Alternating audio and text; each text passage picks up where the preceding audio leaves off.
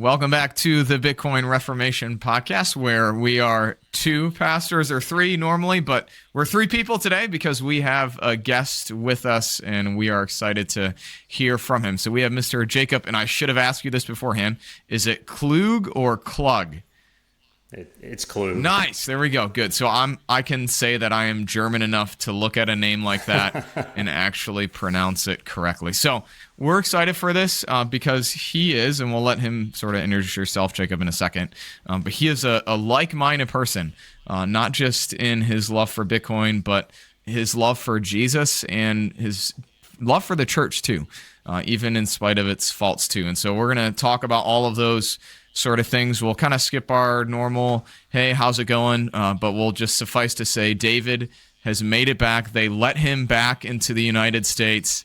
I don't know why, but they let him back in, and we are glad for that. So Jacob, I would start here because we try and call it our Bitcoin story whenever we get somebody on, just because it's always curious to hear like how on earth people found this strange magic internet money that is Bitcoin. So if you were to, tell us, hey, this is how I found Bitcoin, how would you answer that for your Bitcoin story?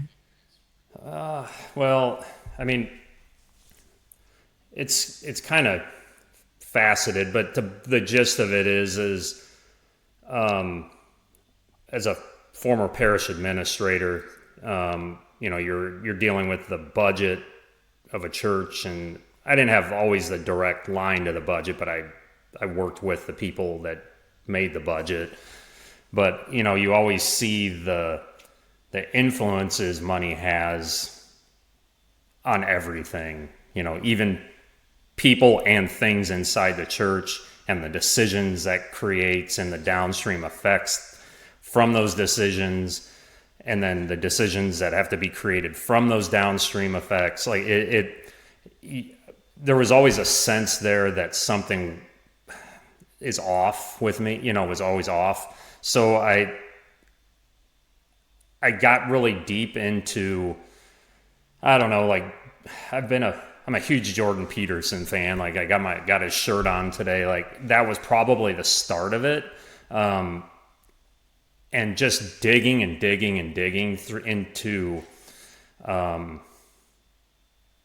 I don't even know what I was looking for. It's not that I was trying to not, look for God or anything like that. It was more, I'm a very like, God put us on this earth for a reason. Like we're supposed to take care of it, be stewards of it. Like, and I don't feel like that was happening. And that's kind of where this is all kind of led. I made my first buy-in probably about, I don't know, 2.5 years ago.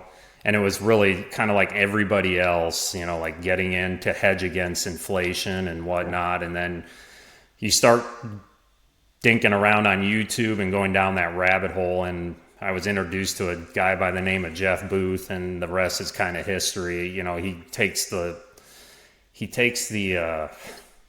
thesis of money and really makes you think about things and puts it into perspective, and just really how big of a lie fiat really is when you really dig into it. So that's kind of where I'm at now. And I DCA every week, and then I typically will have, not that people need to know my financial situation, but I will leave a little bit of money sitting on the side waiting for dips, like I try to be very Booth-like. Like I've really started to train my mind in the idea that this isn't like, you can't view this through the fiat lens. You have to, like you guys were talking about on your last show, sats are sats,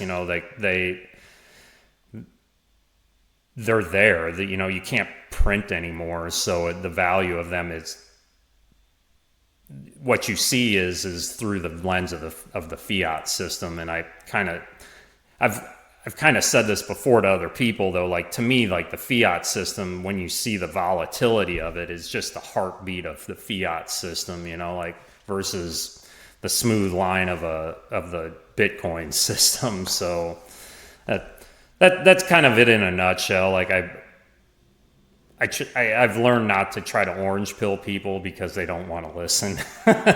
So I try to do it by example, you know. Yeah. So it So I'm really curious, Okay. like what can I? So just one thing about You go. that, the whole money downstream effects, right? So I'm a pastor. Our church is like a $3.5 million budget every year. And, we have a company we work with that helps us do our finances and all those sort of things.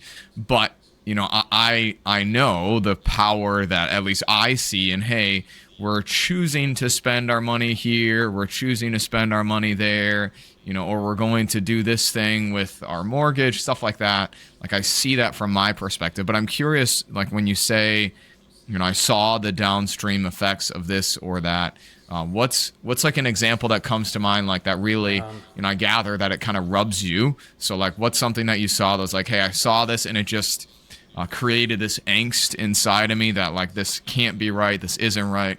There has to be something better.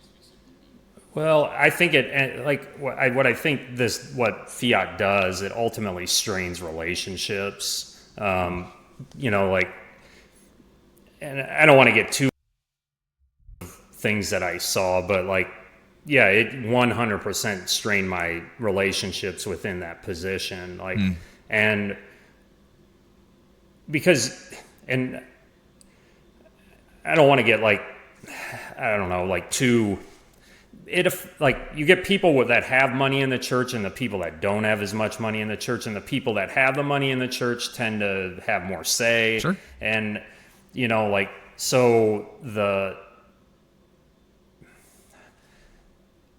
and what they want isn't always what's best for the organization. You like, and I'm not saying everything that I wanted or did was best for the organization, but being kind of third party to,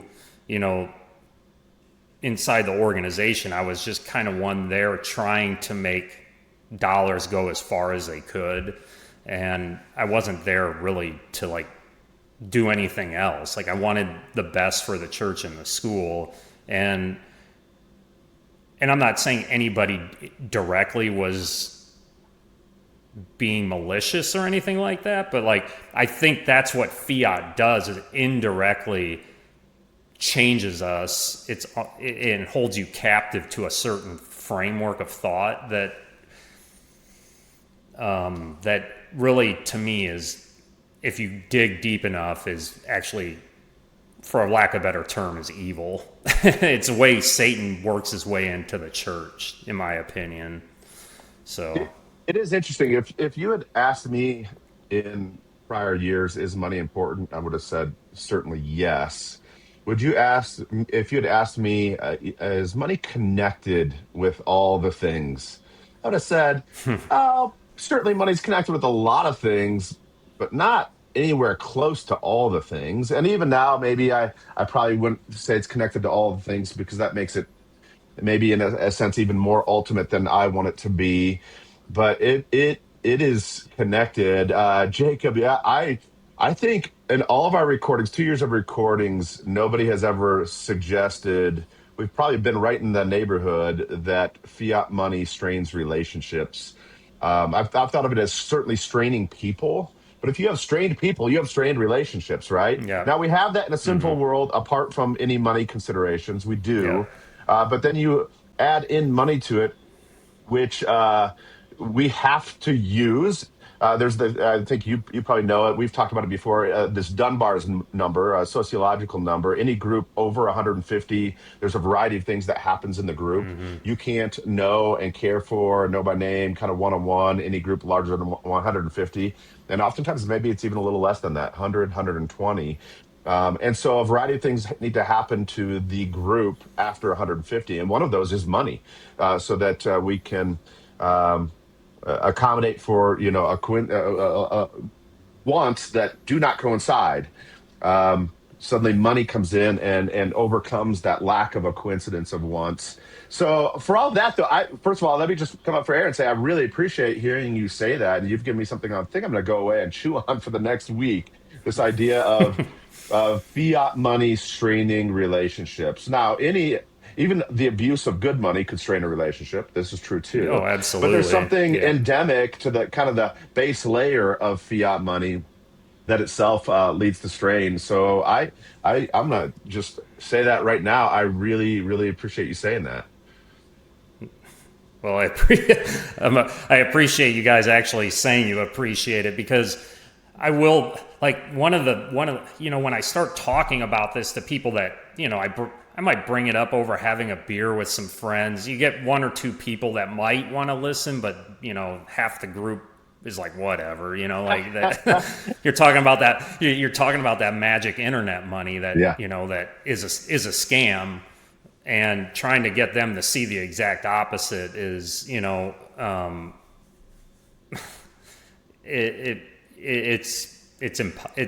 they have to see it for themselves. So You're it, causing me to wonder, like, in that same sort of group, let's say it's a group of friends that want to talk about thoughts and ideas. I think yeah. you're right. If you go to Bitcoin, suddenly it can become a pretty quick dead end or a little bit of a chuckle. We know that David, Jacob, Jared are into this, right?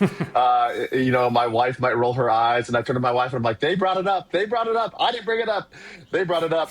But at the same time, I'm wondering about other things. Like, for instance, in that same group, you could talk about the importance of ideas, how ideas can carry individuals and a group of people to a new day, but bad ideas can be not just dangerous but harmful, right? And I think Yeah. everyone would agree with that. I think it's a foreign thing. Just few people have given any consideration to the idea that our money, whatever money we're using, is an instantiation of some ideas and philosophies, right? Or over time, it started as one thing, but has been co-opted for something else. I'm just asking myself right now. That'd be another way to maybe start a conversation with some people, because I think it's Yeah. just abundantly true we take it for granted. It's just money. It's just money. It's always been there, like Yeah. air, like water,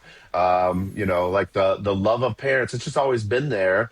But few of us understand or consider that it's a tool, and it might not be the only tool for the job. And some tools are helpful, some are unhelpful, and some can actually harm you. Some tools are dangerous and need to be put aside. So I'm just thinking about all those things, and I'll shut up. I Good. would say take that a step further. And so Yeah. we were talking before we hit recording, Jake, that in some ways you felt like the church's use of money, or the way in which we talk about or facilitate, or how it does all those downstream things. You said a very provocative thing, I think, in that you called it sin. And so I'm curious, explain that to someone who's listening, because it's not something, like we said, people think about, like, hey, it's just our money, whatever. And now you're telling me, like, the way in which we do with this is sinful. Like, whoa, that seems like a pretty big leap for me. So how would you explain that to someone? How would you walk someone through that path of, yes, you don't think about this, but hey, let's think about it in this way. And then now maybe you can at least say, hey, I'm willing to concede, if you say it in that way, that yes, it could be this, even if I'm not willing to necessarily fully jump on and say, oh yeah, go team, whatever. Yeah. Like, so I think you have to use at least a little bit of first principle thinking there. Like, you got to take it back. Like, what is money? Like, and one of my favorite guys to listen to in that is Robert Breedlove. Like, that guy, I don't know if you listen to him, but, like, man, he has such an articulate way of saying things, probably better than anybody out there, in my opinion. But, he talks about, if, and everybody tends to say it, time is money. If time is money, and if I go to work with my time to earn money, and the government decides one day to hit enter on the money printer, and injects, how many trillions of dollars, like that is affecting, it's diluting my time, the value of my time and your guys' time down to, whatever, how many units that are printed in, and you're effectively stealing somebody's life away from them, because now the money they have in their pocket is worth less than when it was, 2 months ago when they earned it. So, and I always talk about, like, sometimes, I talk about it in my writing, is a person sitting next to you in the pew, you're literally stealing from them. Yeah. Yep. We're complicit in, I'm not necessarily saying, hey, Grandma Schmidt, give me $5 out of your pocket, but that's kind of what we're doing, and so to speak, like it.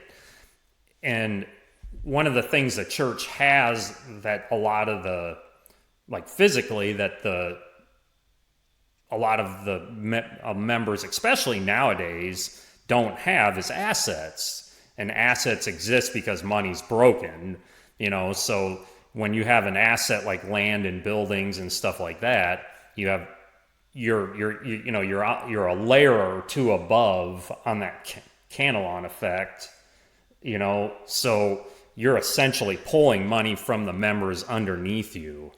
So that to me is where, like, the sin and where the complicity of the church kind of mate and come together, and that's what I really ultimately hope to help facilitate a change in. Is it, when you talk about the complicity of the church, is it one of silence, would you say, Jacob, or is it that and more?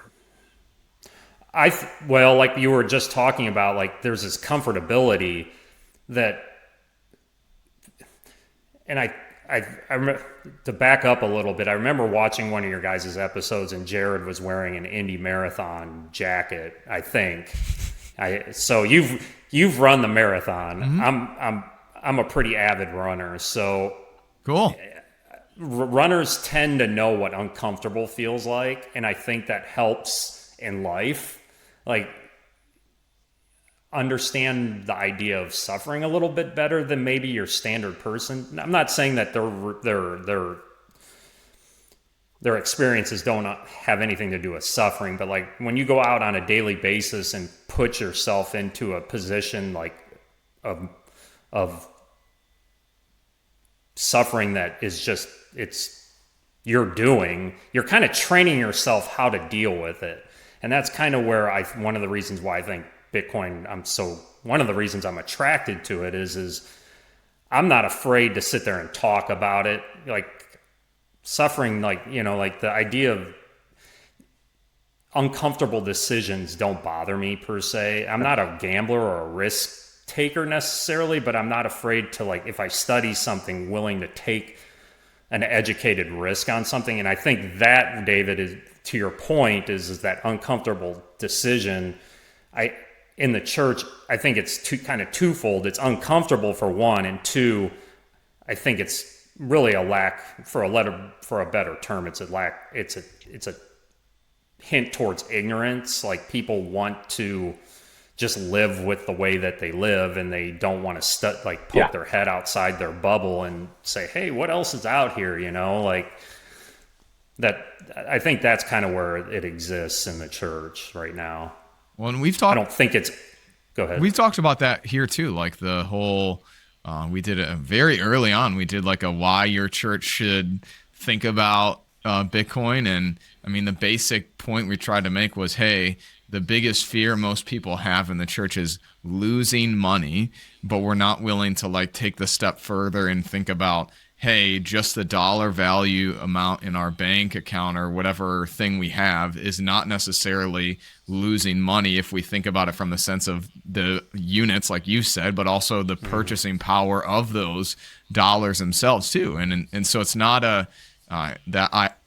you might want to call it an idol if you go somewhat far and say the idol of keeping that number the same allows us, or traps us, if you will, in our thinking and saying, hey, we have to make sure we do this thing, and we're not willing or able to think about something outside of that, even if we're losing the ability to do the things that God has given us to do here in this time, in this place, with the very generous gifts of people. And in some ways it leads us to like I don't know, call it less than helpful stewardship of those things, or maybe what you said is probably best, like a somewhat complicit, or at least not willing to consider that what we're doing is not the best because it's just kind of what we've always done. Yeah. So and I think as time moves forward and more money's printed, we all see that the hamster wheel starts spinning faster and faster and faster. And guess what? In my opinion, happens that idol becomes more and more, bigger and bigger and bigger and more prominent in front of us. And we all of a sudden are starstruck as to why things maybe not are working like they should be within the church sometimes. So that to me is where ultimately I think we're at right now. You look at, and I use this as an example with friends. You guys have seen that snake, the Ouroboros snake, or what I think that's how you pronounce it. It's it's where the snake is eating in on itself. And over time, if it keeps chewing on it, it's going to tighten in and it's going to cinch shut and die. That to me is kind of a way to look at this. And the church has an opportunity right now to be utterly out, not of this world. Because to me, the Bitcoin, it's so niche and so, what's a way to say it? it's magic internet money to people, so to speak. It has the constraints of God's law wrapped around it already. So why would we not want to use that? Sorry. So I'd be curious, we sort of talked about hey, here's the problems, if you will, the issues that you see, that we see around us in the church and how we think about money, but make the case for why you think Bitcoin is hopeful for that, and then a sort of another on top of that, what, if Jay could do anything for the church in the future, what would you, wave your magic wand, snap your fingers, whatever it is, do, and hope that would kind of produce well into the future? Yeah, so if I could just wave my magic wand, it would just be that everything would work. It's hard to envision work in harmony, so if that's a good word, with our members. We're not at each other's, we're not in this zero-sum game even with our members, So, but we do live in a sinful world. The only thing we can do, in my opinion, is try to emulate and follow God's law the best we can, knowing that it's not what saves us, but that's still what is expected of us. So if I could wave my magic wand, and this is the solution for the church that I've tried to come up with, is using the Bitcoin Federation model. And I'm trying to produce, it exists. I just haven't had anybody wanting to use it just yet, because we talk about how few people there are. What I would want to do is I look at this from the standpoint of implementation. This isn't about the church taking money out of it, fiat money out of its budget to go buy. It certainly could, but I look at it as setting the framework up to prepare for the future, which, in my opinion, the church corporately tends not to do very well. What it would do is give the church, let's say your church, Jared, a place to store Bitcoin in a safe, community-based environment, which the church a long time ago was really based around. To me, the church has lost that community structure, and I think that's part of why you see what you see. The Bitcoin Federation actually reinstitutes that back into the church, because the Federation is essentially a multisig wallet that and I don't know if you guys have seen or read about them, but you have guardians that oversee it, and they don't really do anything per se other than when money's moving out of the wallet. So what happens is members join that federation, and they can put money inside that wallet. And let's say David was a plumber and you needed plumbing work, Jared, and both of you were part of that federation. What happens inside the federation is that when you put Bitcoin in there, you are issued eCash 1-to-1 to your Bitcoin. So like if you wanted to pay David for his plumbing services, you could do that within the church's federation. So do you see how like the innovation and the community and everything sources from the church and not from exterior?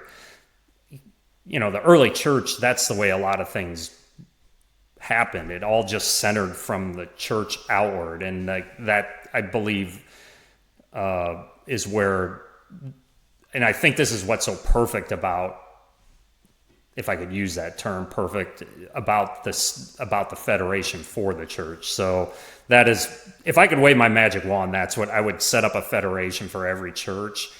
Will a federation be something 30 years from now? I don't know. Like, we all know that Bitcoin is built in layers, so we're in the infancy of this stuff still. So, if you listen to Booth, like he talks, we're in 1989 still in terms of the internet with Bitcoin. So, or can I, if I can, hopefully you can. Yeah, if I can offer this, I think Saylor offers an interesting thing. He said, once we fueled our lamps on whale blubber, and then oil was struck and captured. But he says, but it took several decades and decades to realize all the derivatives that could come from oil, or to use your language, could the products that could be kind of built on top of oil. So we've got Bitcoin, this base layer money, and in the world, again, people use derivative products all the time, just don't think of it that way. We've got, they're used to using the fiat US dollar, but in a way, I suppose our credit card system is somehow part of that kind of technology stack or layer above the US dollar. So that's what we're talking about here. Bitcoin is base layer money, but like with all monies, there's other well, actually, back to money, it used to be gold was the base layer, and then the next layer on top of that was paper money, which corresponded 1-to-1 in terms of value, until gold was divorced from it. But that's what I hear you saying. So you're really excited about darn it, the word escaped me, but these not federations rather. Yeah, and I'll be honest with you, Jake. That's something I've not dug deep into, is the federation side. In fact, you tell me if I'm right here. I feel like talk of federations was a little bit stronger even a full year ago. I've just not been hearing kind of the Fedimint type folks making the podcast rounds the way they were a year ago for whatever reason. And this too is part of kind of the Bitcoin cycle, by the way, is that every 4 years topics have their day and their time and come forward.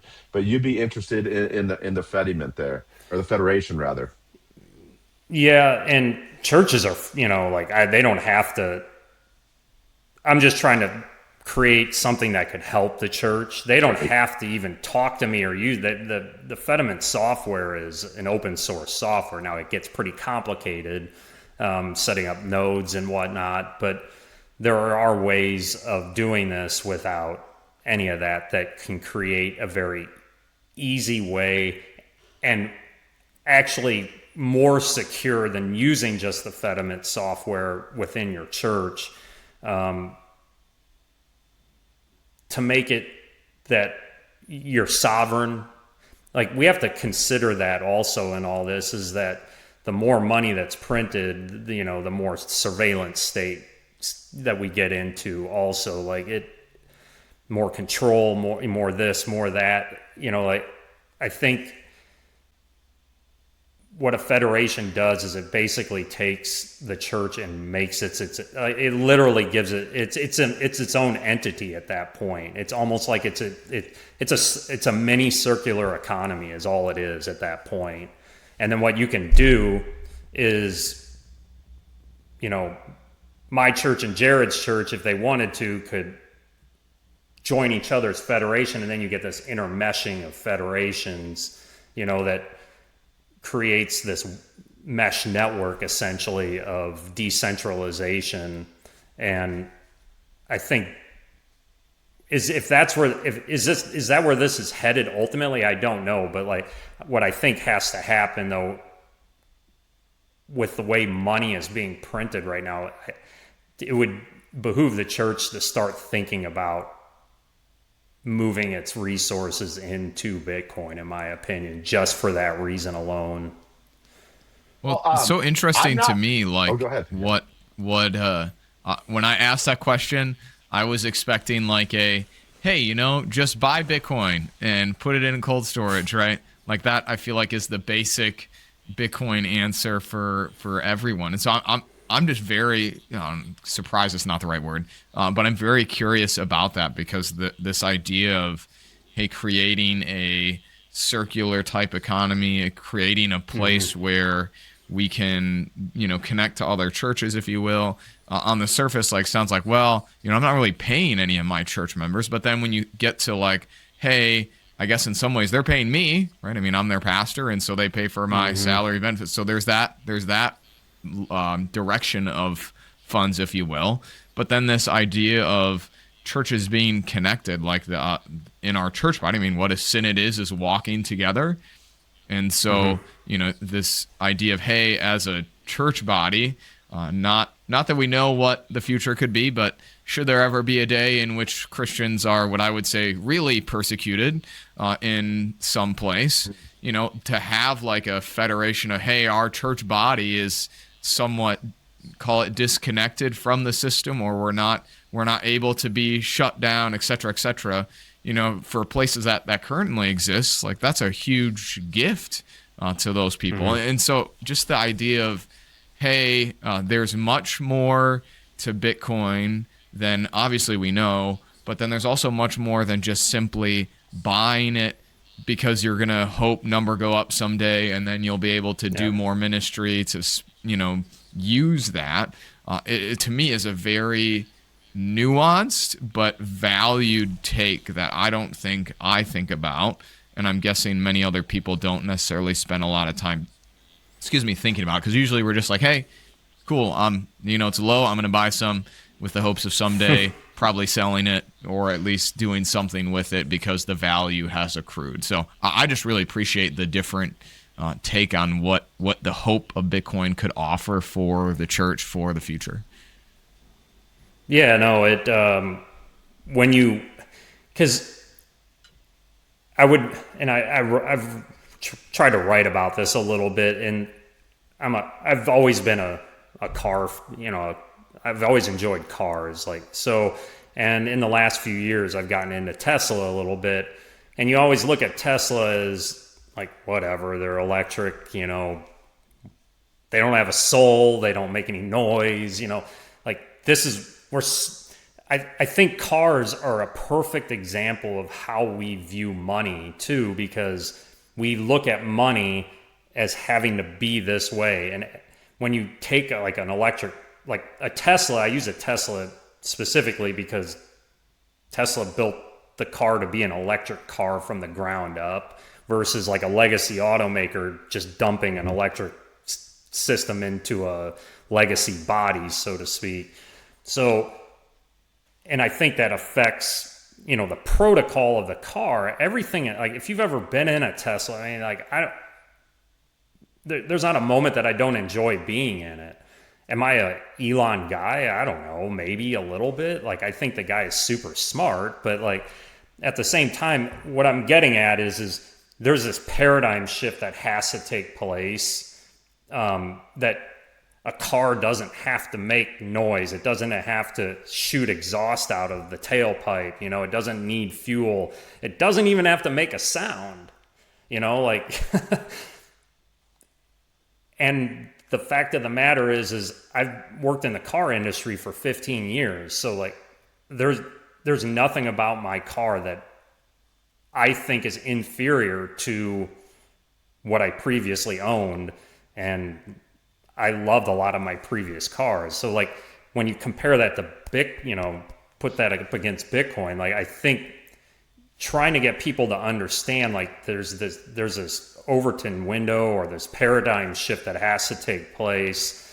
I think you really getting them to see that is the first step. So that to me, like when you get out of that frame of thinking and into the Bitcoin way of thinking more, and that's why I'm so like trying to be more like Jeff is that I try not to like, we've all lost in dollars tons of money over the last 6 to 8 months. So I just don't care. Like it doesn't bother me because I know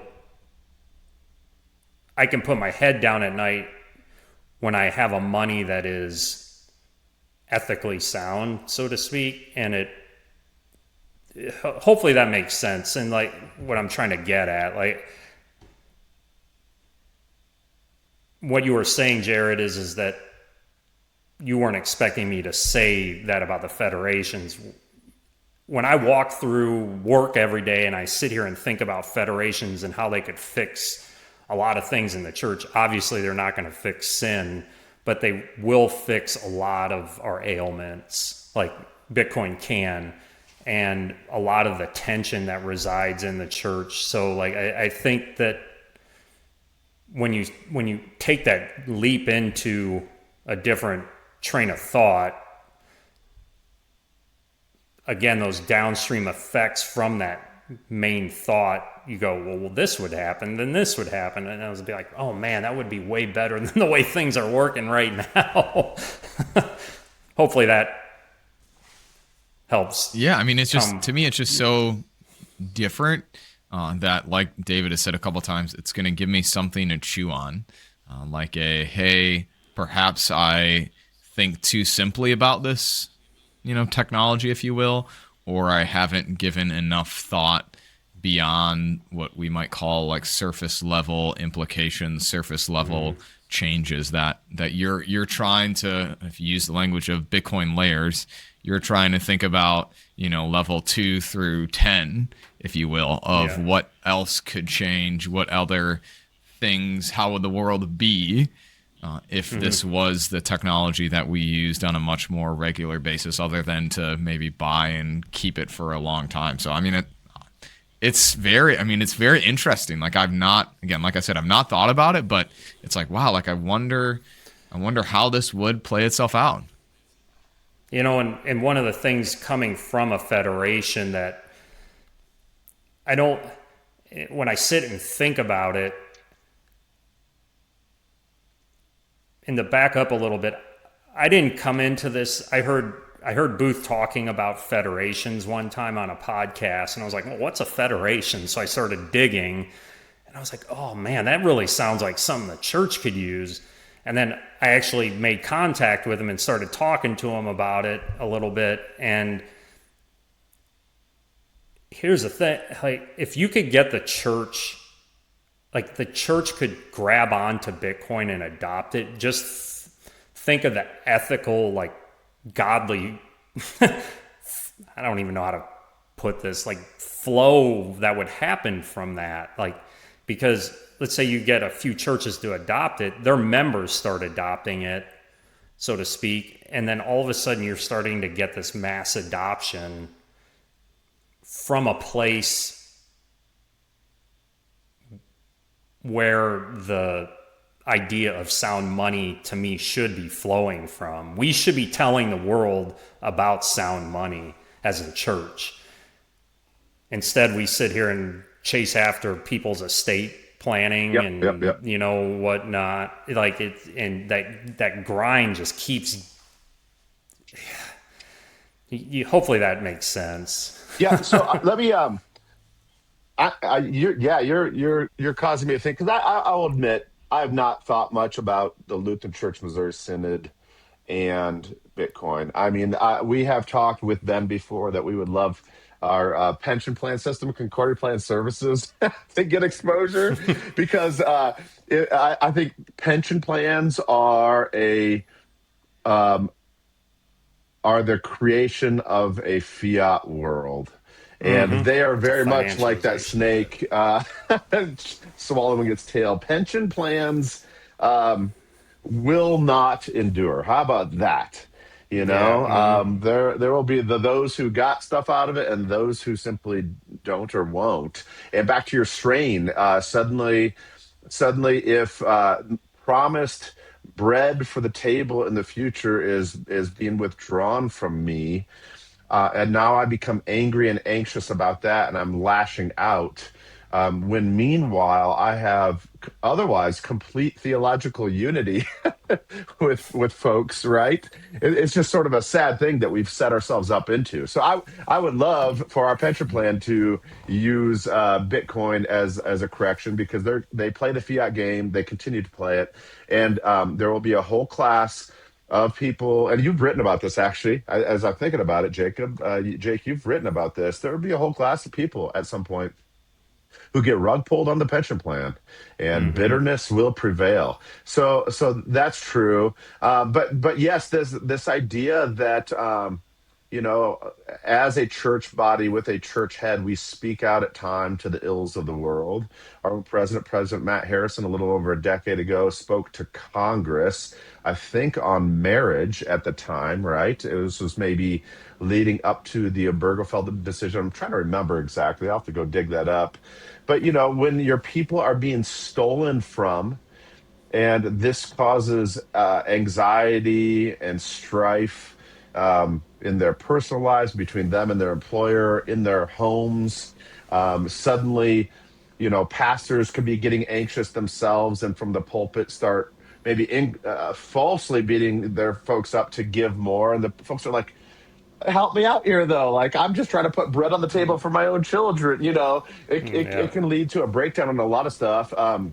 We once, Jake, talked about Bitcoin or money as language, right? Yep. And when you have an open system of money where somebody's able to fat finger more of it, you're constantly changing the language, stymieing the language, the ability to actually carry signal through.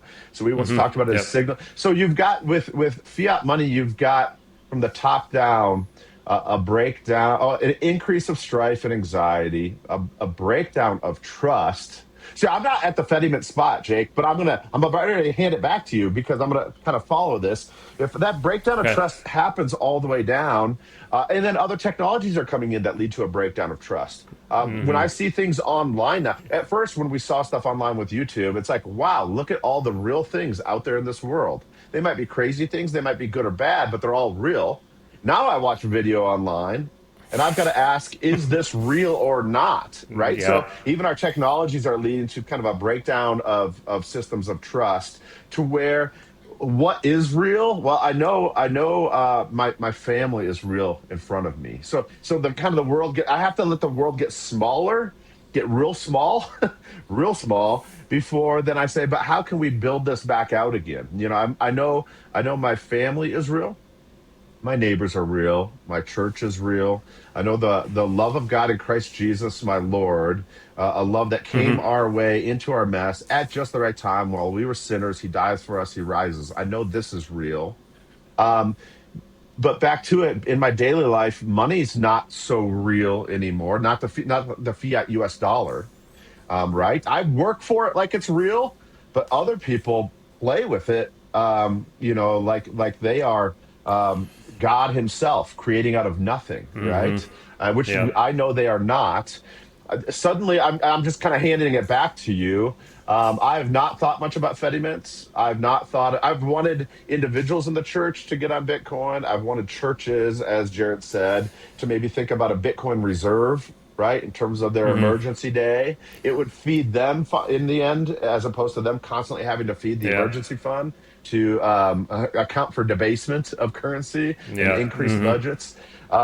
But I'm handing it back to you and saying thank you. You've got me thinking as we would build out.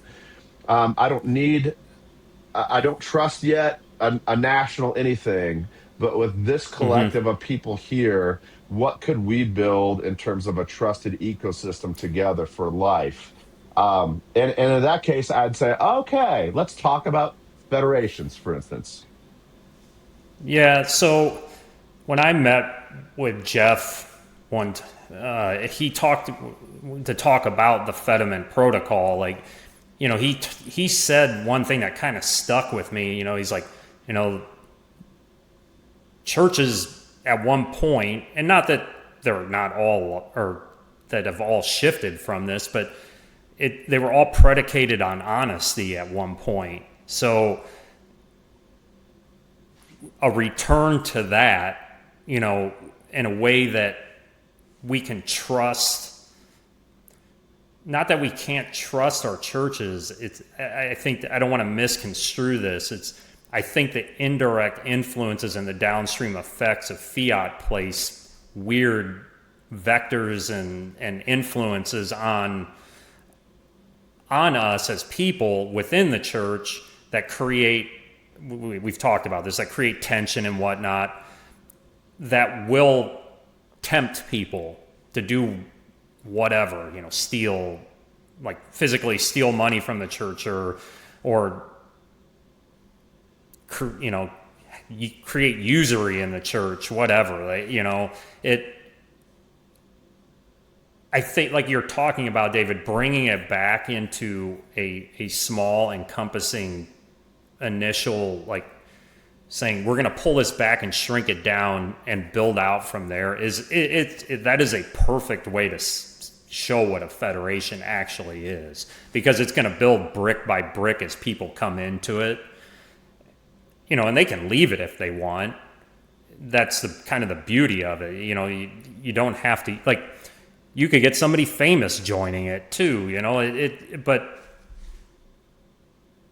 I don't even know what I'm trying to say, to be real honest. So, like, I'm trying to be very succinct in what I'm trying to explain here, and it's not coming out that way. What I think it's so hard because of the way in which like you said, the way in which we live now, the systems we function in are not that way.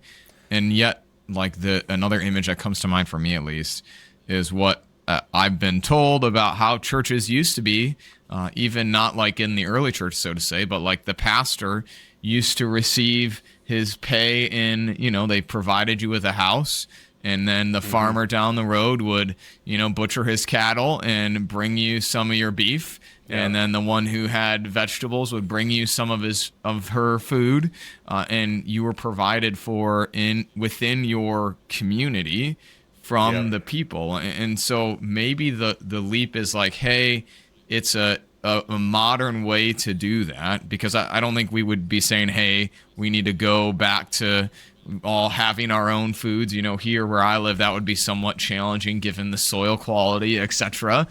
But nevertheless, like, this is a way to adopt a similar sort of structure where we live together and we support one another and we give the resources that we have without needing that sort of outside thing. And it functions much more like I'm hesitant to use the word family, but somewhat like a church family would.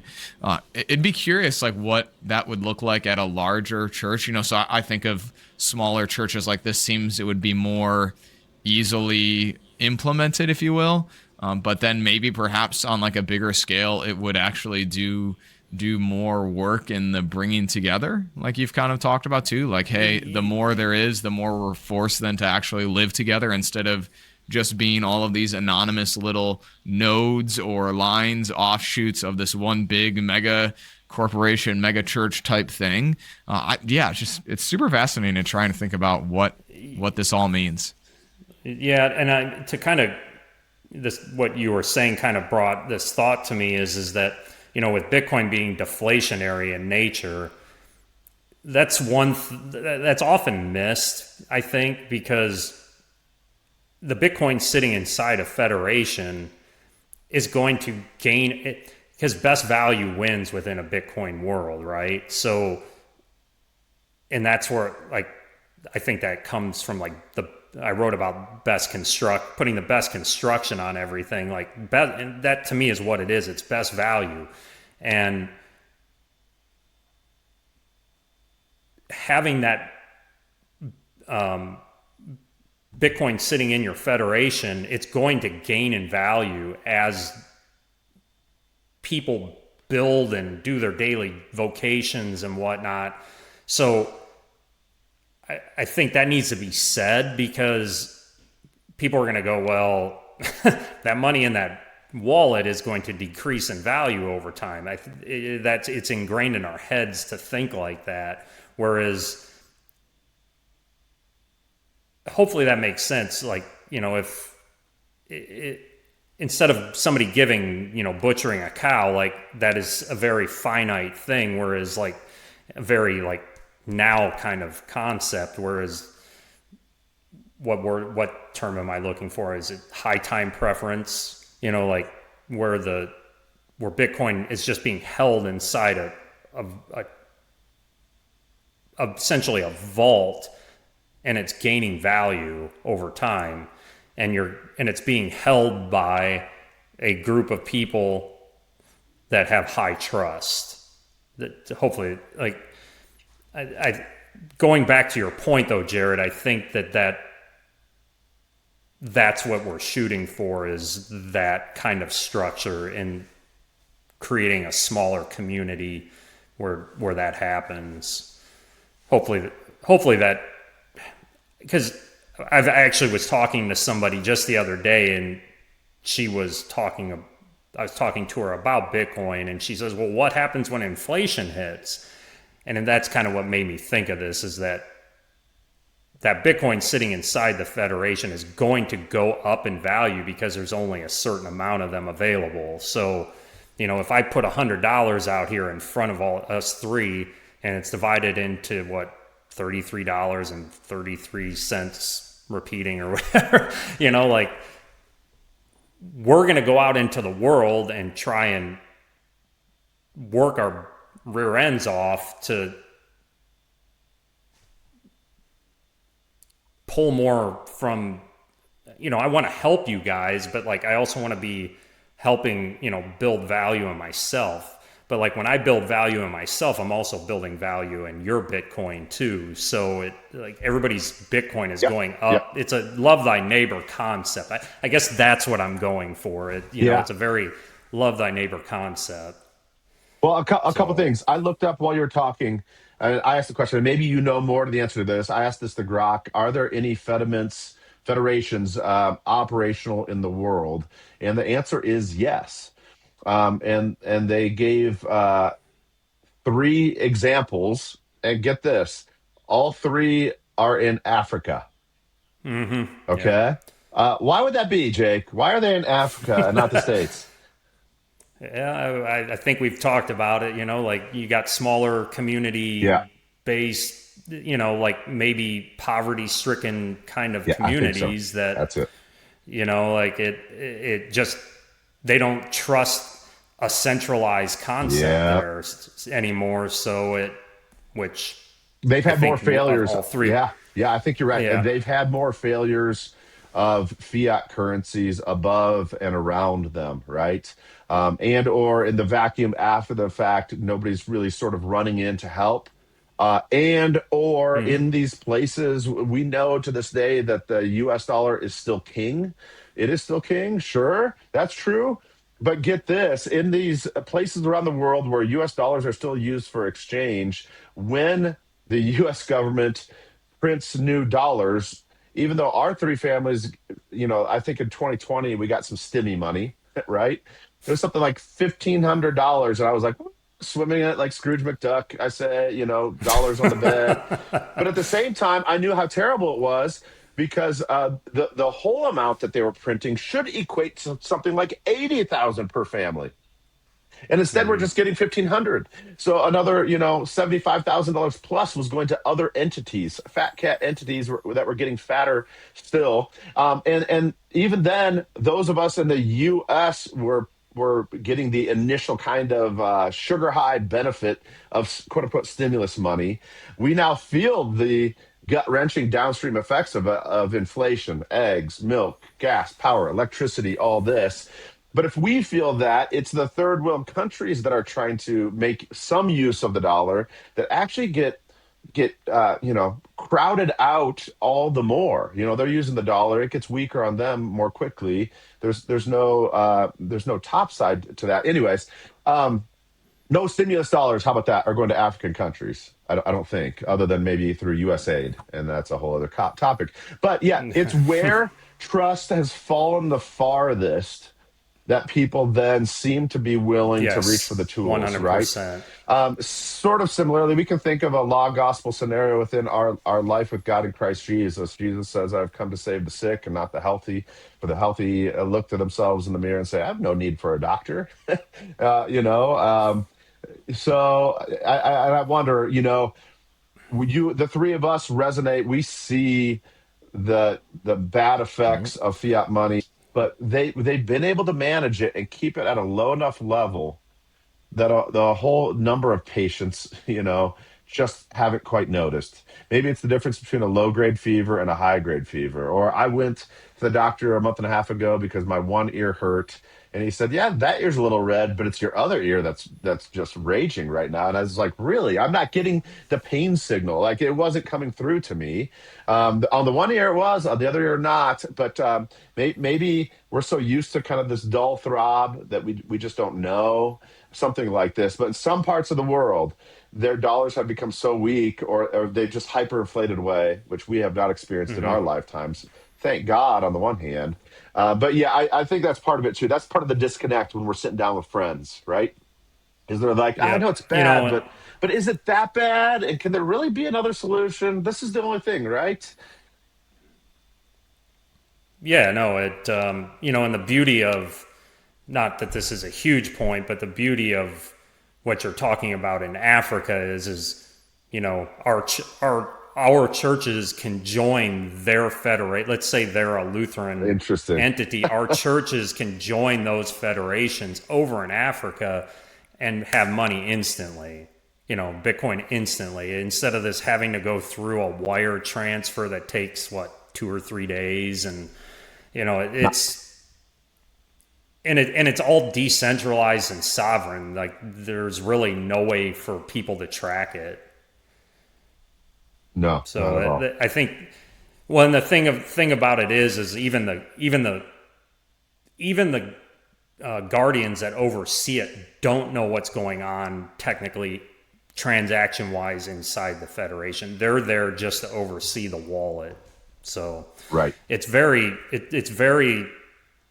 decoupled, but very hopefully, do you get what I'm saying? Like it's a cool way of operating an economy that I think would benefit the church greatly. But to your point, David, back to like talking, like, not that this has it does, but it doesn't. I brought up Robert Breedlove. Have you ever heard that quote he has where over COVID $6 trillion were printed, Yeah. Yep. and at the average $60,000 salary, what was it, 100 million years of labor was stolen Yeah. from that $6 trillion. So I mean, how many people is that? Like it's like what is it? Approximately 2 million. I have this written down. Approximately 2 million lives of labor stolen. So Yeah. from the ages 20 to 50, or 20 to 70, I'm sorry, where your prime work years, you take that, there's literally 2 million lives of labor stolen just in that one section of printing. I think when I heard that, I was like, oh my gosh, like Yeah. that scared me. I wonder too, and I'll ask this as a question, like, and this conversation has caused me to think about this. If when we talk about money with friends, if it's sort of like this, well, yeah, I know things aren't great, but at least what's happening to the US dollar is happening equally to all of us. And that's actually not true. It's not happening equally. So the image that I don't know how you sparked it in me earlier, Jacob, like real early in this conversation, 5-10 minutes in, was the old image, which is of a scale. And this is the Yeah. biblical language of it as well, Mm-hmm.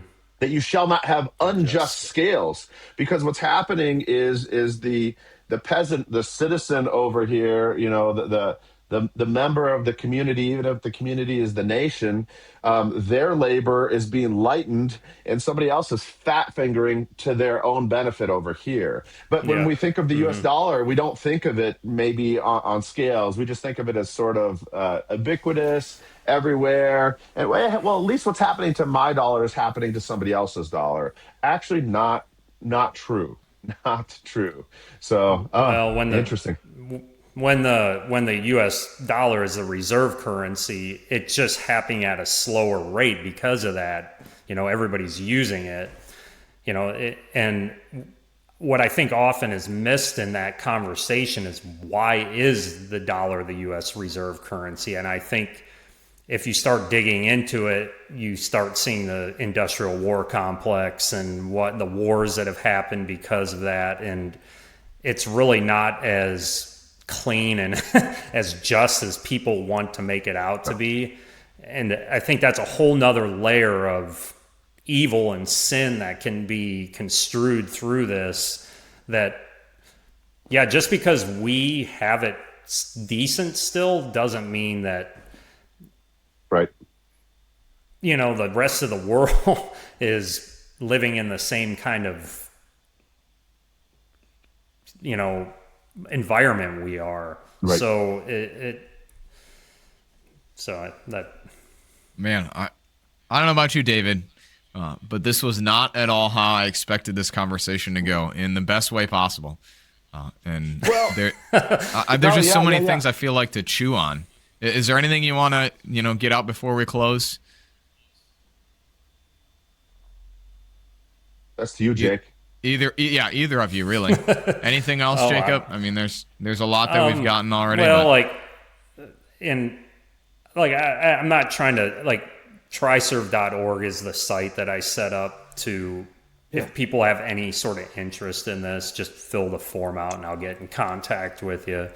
But I'm still new to this, so I don't want people to think like I don't know what I'm doing. I do, but I'm still trying to work my way through this.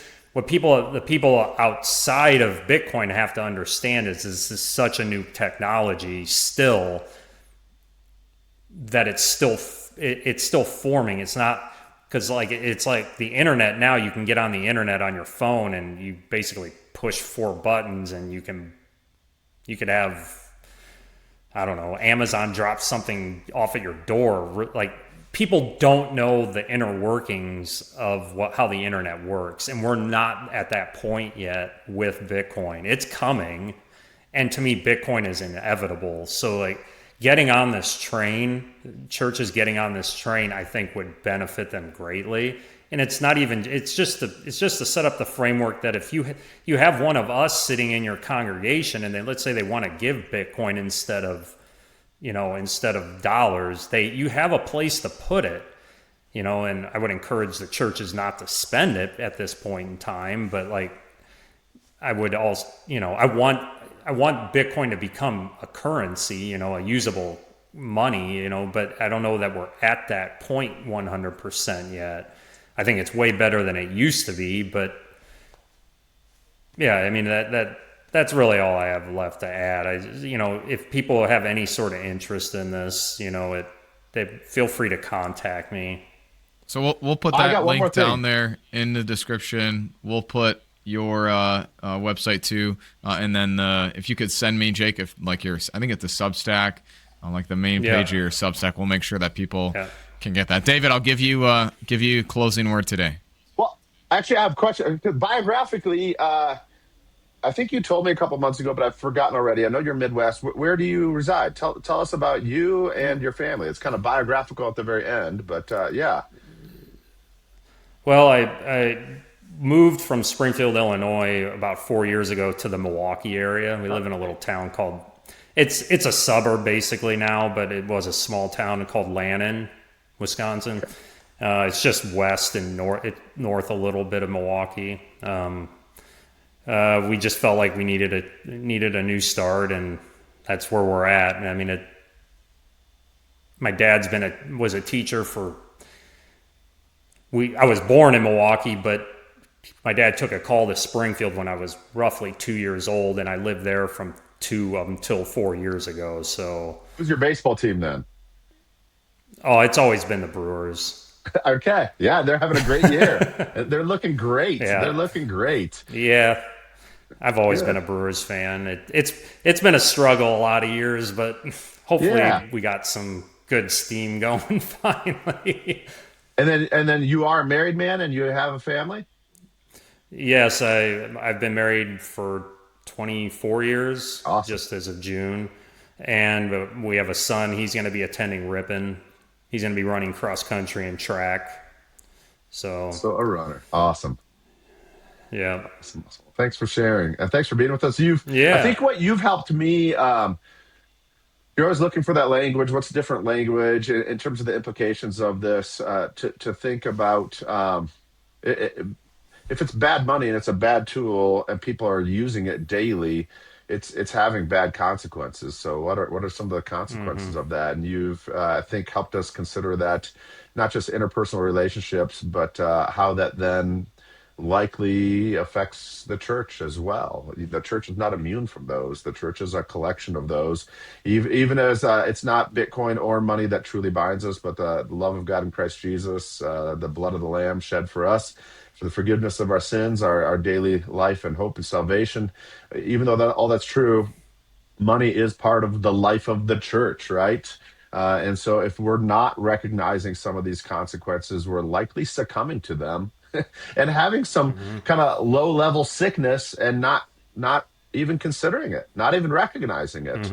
And that's not really great. Now, the day of diagnosis, the day of receiving the diagnosis is not a fun day ever, right? And sometimes people think, that's why I don't like going to the doctor, right? Somebody out there might be like, that's why I don't like talking about Bitcoin, is because I'm forced to think about it. Well, sometimes there are some inconvenient truths in this world, and we do best actually to face up to them.